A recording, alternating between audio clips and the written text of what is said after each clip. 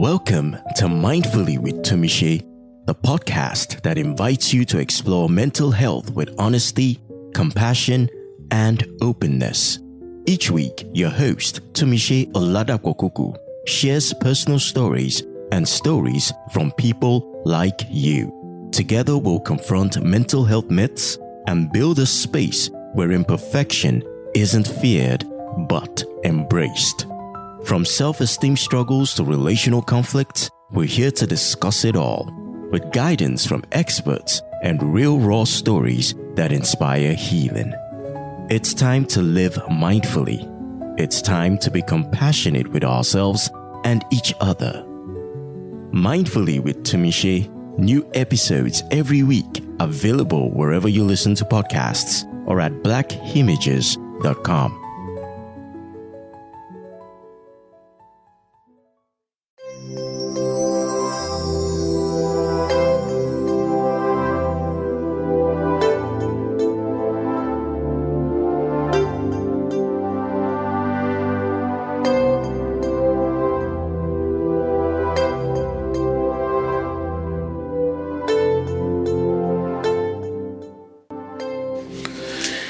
Hey, mindful partners.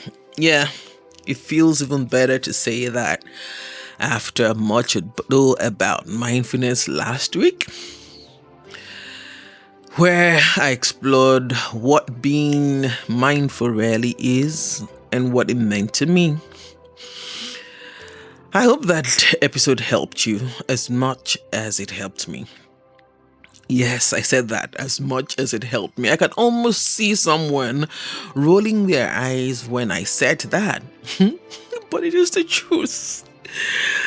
Oh, it is the truth, because most times it is while I write that I understand what I'm trying to say, or when I am talking is when I understand what I'm trying to say. And I am not being or trying to be funny. It is just that way for me. And I'm sure some of you listening to, it is in the showing up that clarity finds me. And that keeps me teachable, that keeps me grounded and very, very aligned with my mantra. It's about showing up, not perfection. Before we go any further, you can help me serve you better by sharing your thought, what comes up for you in any of the episodes, or you can come to the WhatsApp group or through the send us a message link in the show notes. Who says your response won't birth a topic I would love to explore? You never know. And truly, I'd love to hear from you. All right. Let's go into today's exploration. Last week, I mentioned alignment over activity. And even as I said it at that time, it sounded to me like one of those deep, profound guru sayings. But maybe it is, maybe it isn't. Let's work to explore it today. We've all heard it. Nothing happens in your comfort zone. If I am being honest, I've always had a quiet disagreement with that phrase. Because there are parts of my life where everything meaningful happened in what looked like a comfort zone. Growth didn't always look like movement. Sometimes it looked like repetition, like staying, like doing the same thing until I understood it differently. Now, while exploring this thought, a very close friend said to me, it is social conditioning and cultural conditioning that makes us feel that when we are in a place or a season of inertia, we label it lazy. I'll repeat that again.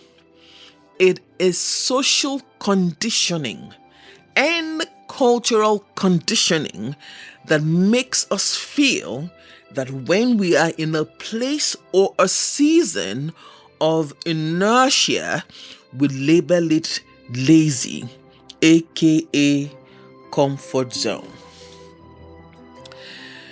Okay, before we push further with this reframing of comfort zones, let's pause. Just a little bit of pause. You know what's coming next. Take a deep breath.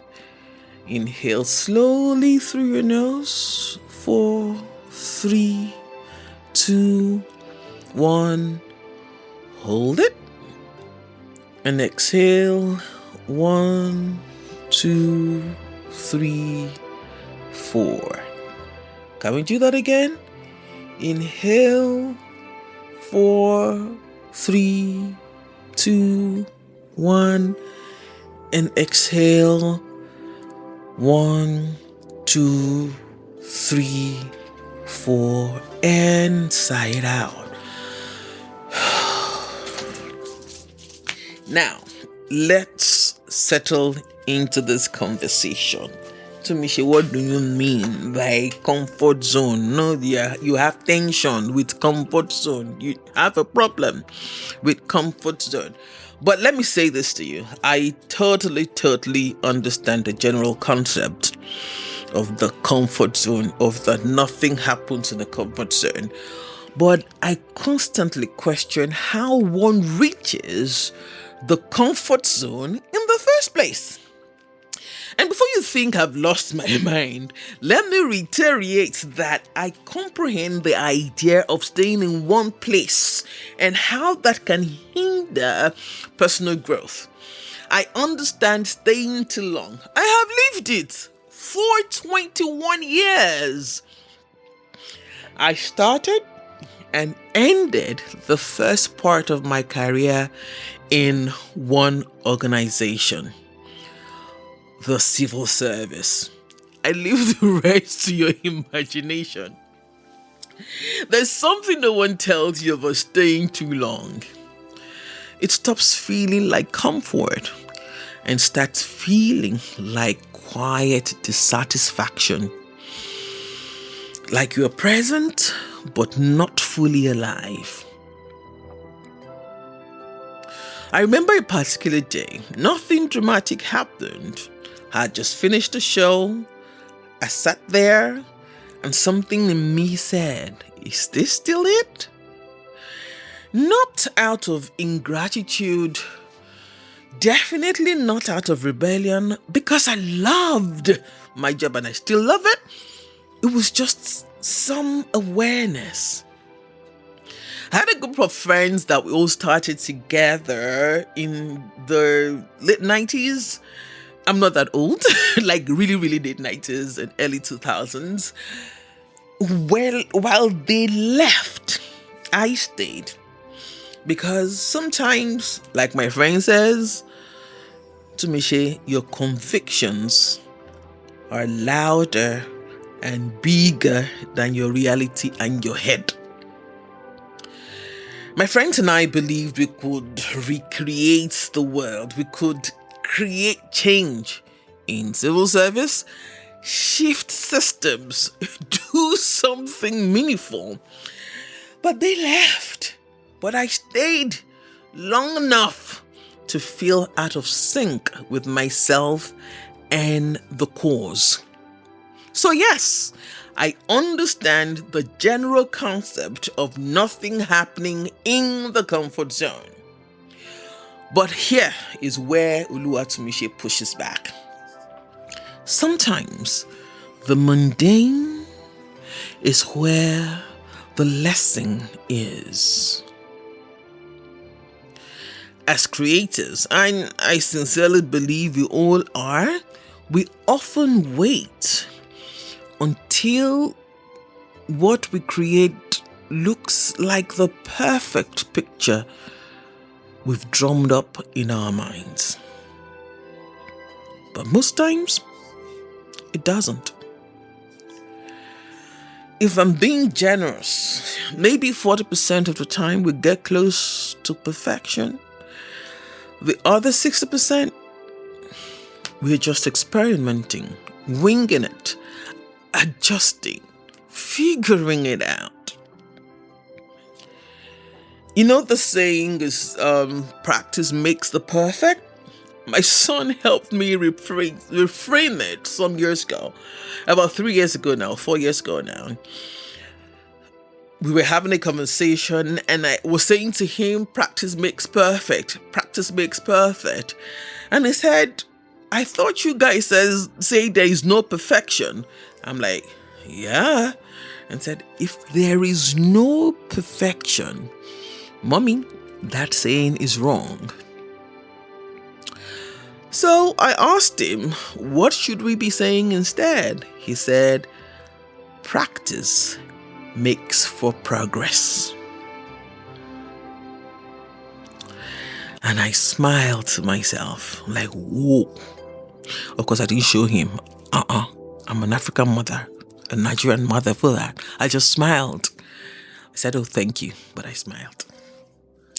So, how do we get to the comfort zone? Through repetition, through practice, through showing up again and again and again. And as Zig Ziglar puts it, repetition is the mother of learning, the father of action, and the architect of accomplishment. That is how you get to the comfort zone.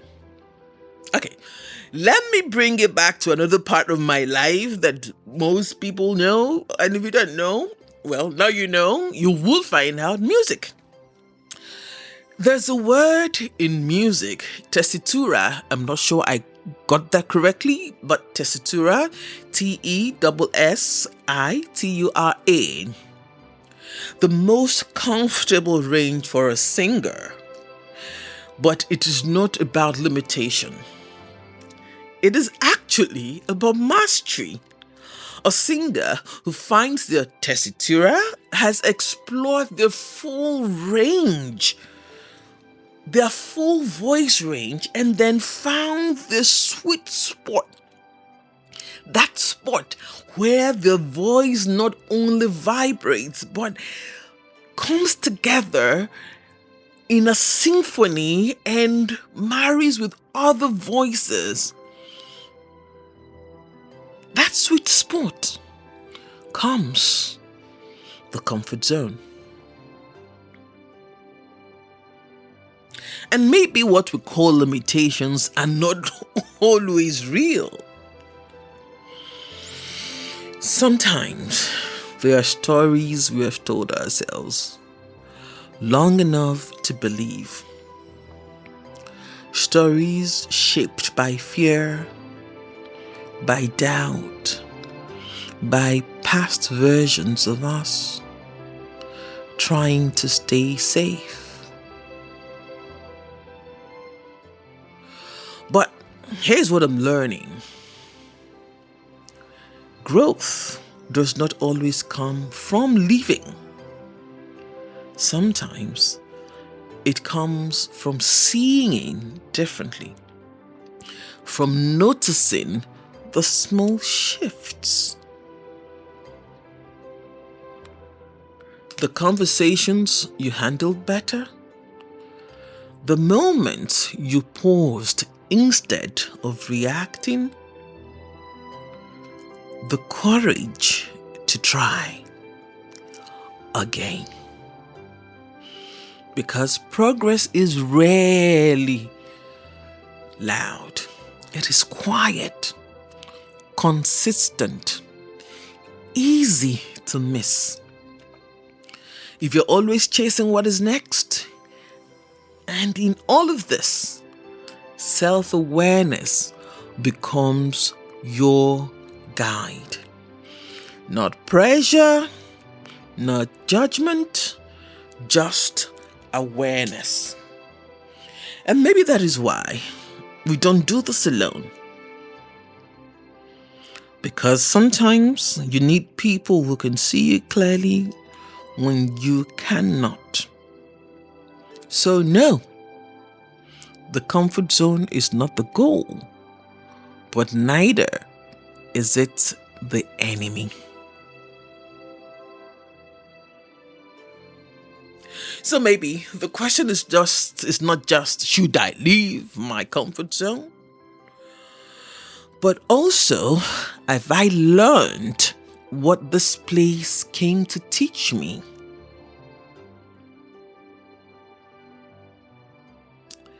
Now, a huge caveat, very huge one, that I push back at this tension or try to find the answer of this tension between comfort zone and moving from the comfort zone.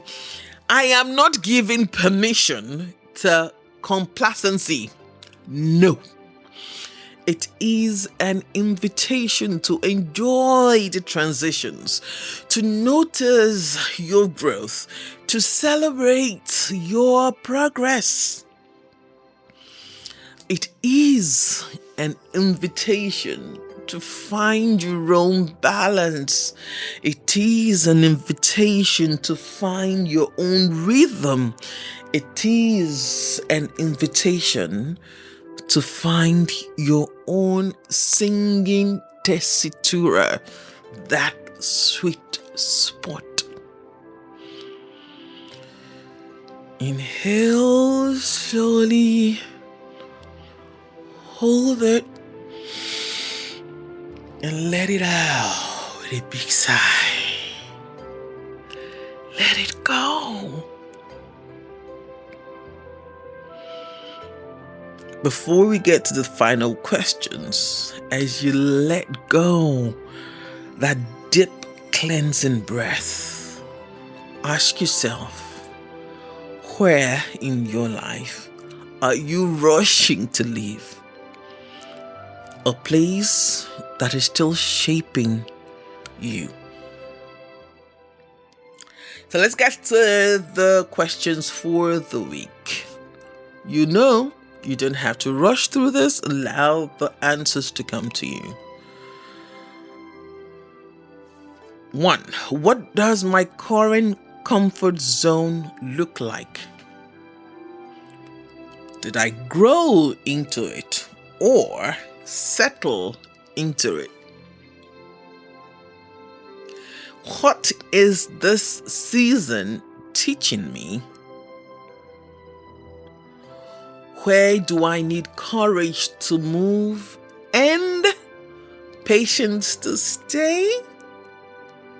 And finally, what does progress look like for me right now?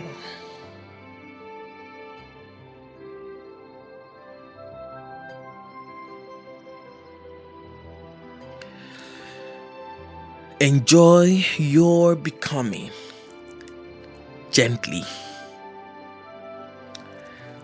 Until next time.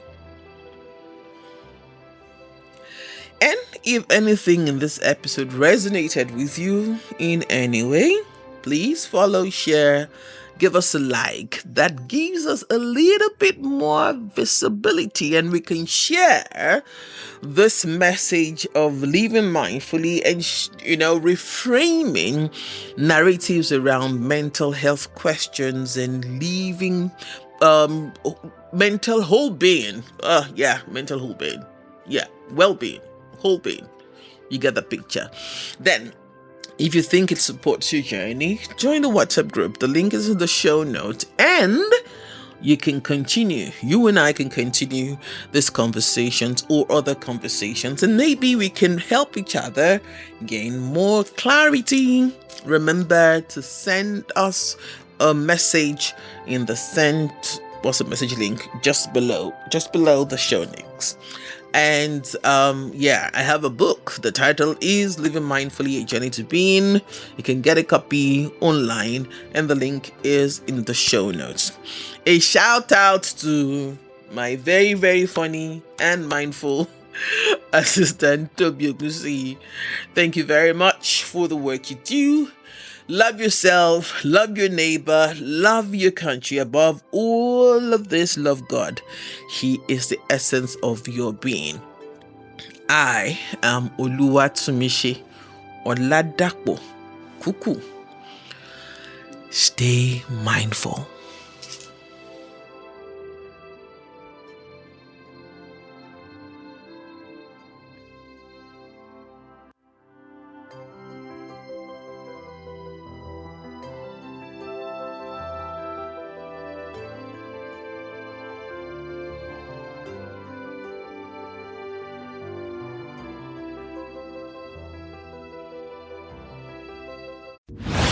This is Mindfully with Tumishe, brought to you by Black Images.